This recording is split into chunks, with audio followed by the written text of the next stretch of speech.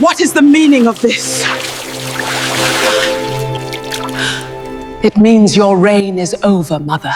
Rain fell hard, hitting the street like tiny fists when Jason shouted, "Get out, now!" And the sound of his voice broke the night like thunder. Emily stood frozen, holding her old brown suitcase, her heart heavy after 7 long years of trying to make her marriage work.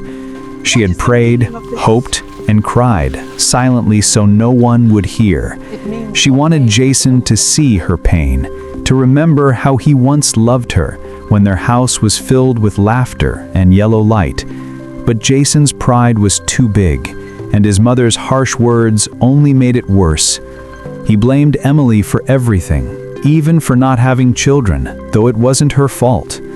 "One day, you'll know the truth," Emily whispered, as tears mixed with the cold rain on her face. She stepped out into the dark night, her shoes splashing in puddles, her heart broken but still beating.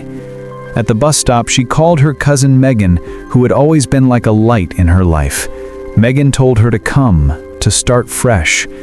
By morning, Emily was on a noisy old bus headed to a new city where she promised herself she'd keep breathing, no matter how much it hurt. When she arrived, the city felt big and strange, but she found a job at Riverside Hospital. The lady who hired her, Mrs. Parker, was kind and saw that Emily was trying her best, even though her voice shook in the interview. She gave her a desk job, a place to belong, and slowly Emily began to smile again.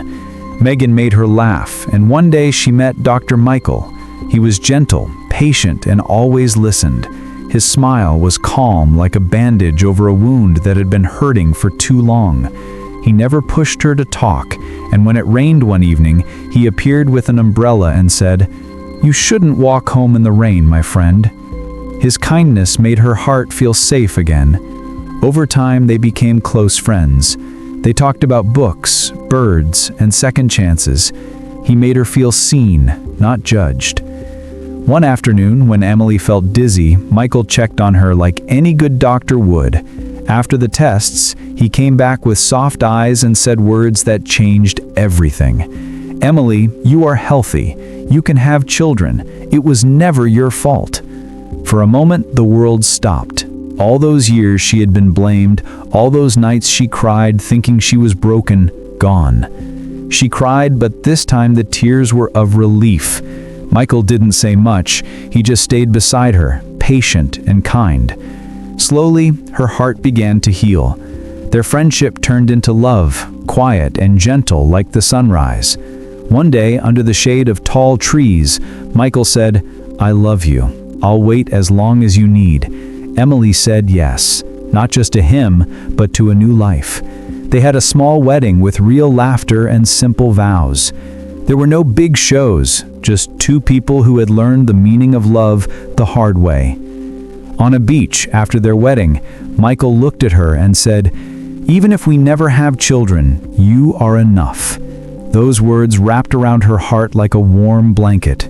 And then one day, something wonderful happened. The doctor showed them a screen with 3 tiny heartbeats. "Triplets," he said with a smile. Emily laughed and cried all at once.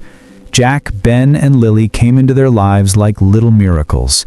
They filled the house with laughter, crying, and endless bottles and baths. Michael stayed up at night helping, whispering prayers when they were tired.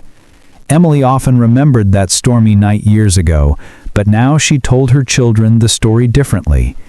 "Storms don't last forever," she'd say. "They teach us to be strong. And love is the umbrella that keeps us safe." While Emily's home was full of love, Jason's world began to fall apart.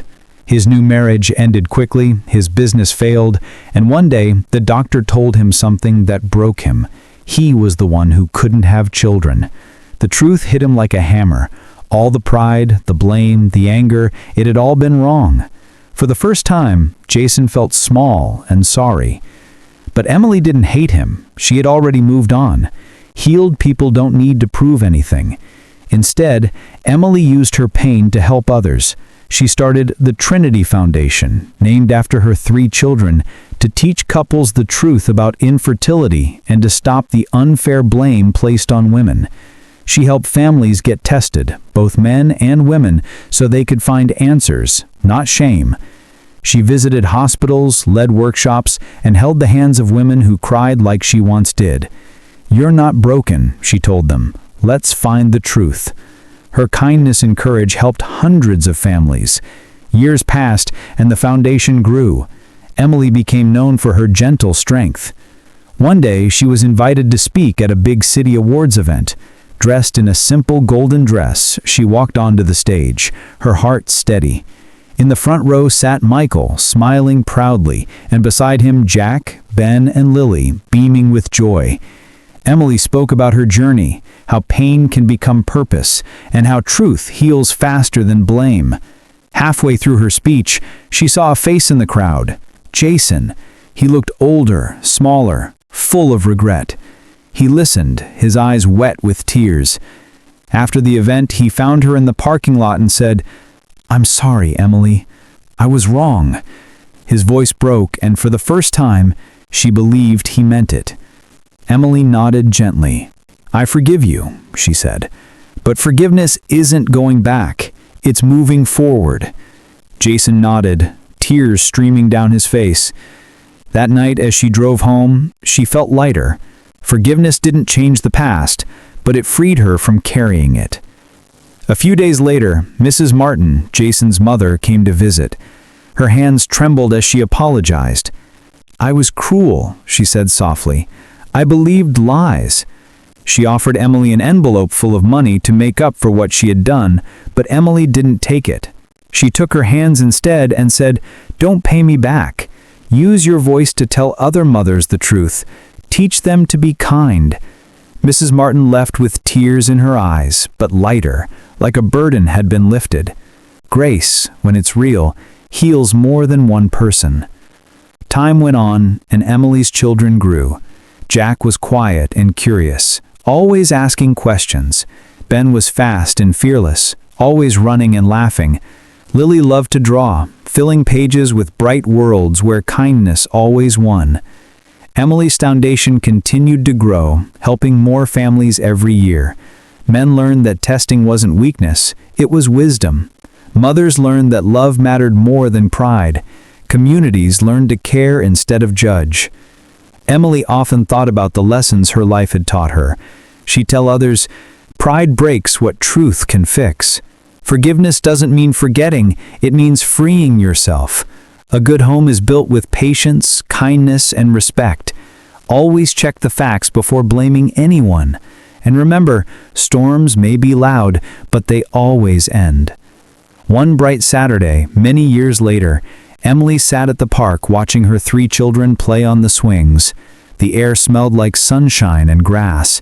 Michael sat beside her, smiling as Lily called out, "Push me higher, Mommy!" Emily laughed, pushed the swing, and looked up at the sky. The same sky that once poured rain on her pain now glowed warm and gentle. She thought of everything, the storm, the heartbreak, the hope, and the healing. She realized something simple and true. Life doesn't always spare you from storms, but it can teach you how to hold an umbrella for others when their rain begins. So, if you ever feel like Emily once did, cold, lost, or blamed, remember this: your worth isn't decided by anyone else. People's words don't define your future.